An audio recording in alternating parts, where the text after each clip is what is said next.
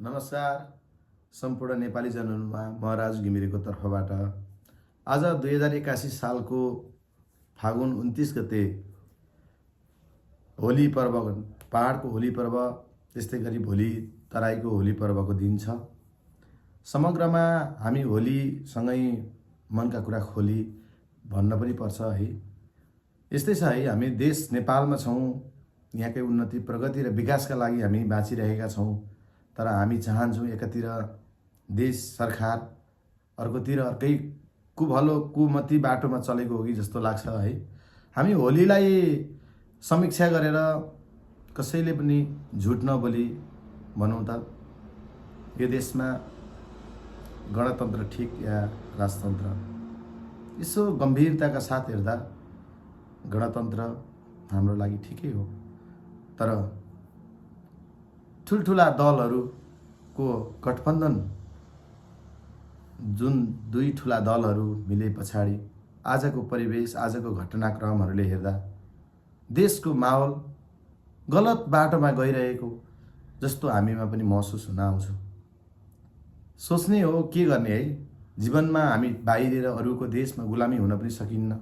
आफ्नै देशमा उन्नति प्रगति विकासका बाटाहरू खोज्ने क्रममा सरकारको कुनै पनि युवाप्रति, देशप्रतिको माया, देशप्रतिको भावनात्मक विकासहरू भएको पाइँदैन। के गर्नु, मन त दुखेको छ, रोएको छ हैन। सम्पूर्ण नेपालीहरूमाझ म यही भिडियो मार्फत भन्न चाहन्छु, हाम्रो देशप्रतिको माया भएका साथीहरू सम्झेर हेर्नुहोस् त, म पक्कै मन रुन्छ है। के गर्नु, देश सधैँ उज्यालो बाटोमा लागोस् भन्छौँ, तर अँध्यारोतिर ढल्किरहेको छ। यो हाम्रो हेर्नुहोस् संरचनात्मक, मैले यसो नक्सा पनि गरेँ, हाम्रो नेपाल हो।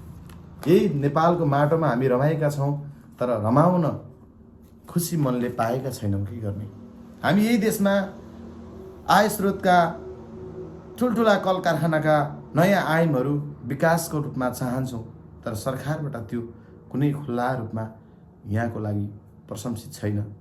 हामी आय स्रोतका लागि एउटा वैज्ञानिक पाटोबाट हेर्छौँ, मनी प्लान्ट भित्राएर घरमा रोप्यो भने मनी फल्छ, त्यो होइन। सरकारले वातावरण बनाओस् न, देशमा गरिखाने युवाहरूप्रति एउटा गर्न सक्ने क्षमताका लागि चासो, चिन्तन र सहकार्यको भूमिका ल्याओस्, पक्कै प्रगति गर्न सकिन्छ।